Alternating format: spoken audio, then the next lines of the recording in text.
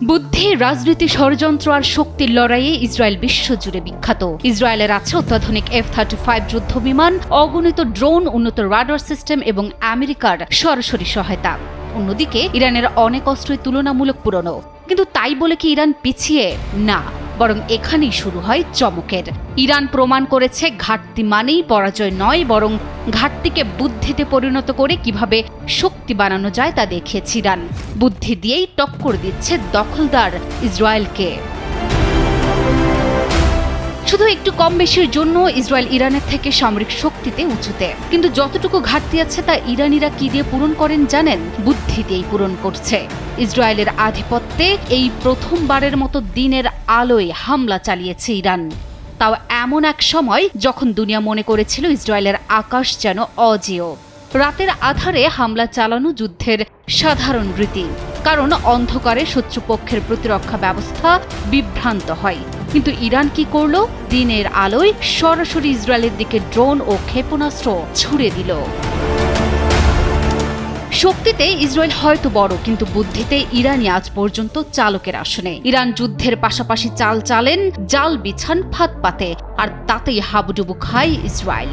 Iran জানে মাথা না থাকলে পেশি দিয়ে কিছুই হয় না, আর মাথা থাকলে পেশি ছাড়াও অনেক কিছুই করা যায়।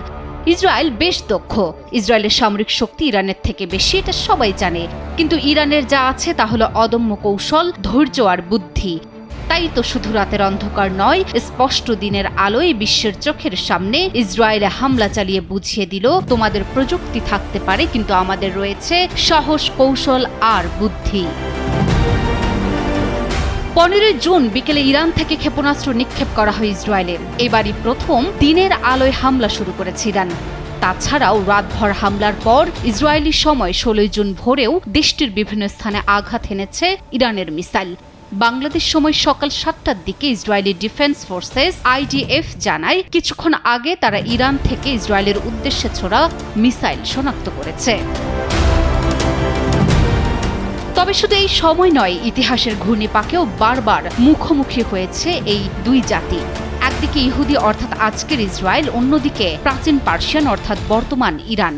পার্সিয়ানরা কখনোই ইহুদিদের কাছে মাথা নত করেনি। ইতিহাসে একাধিকবার তারা ইহুদি আধিপত্য রুখে দিয়েছে।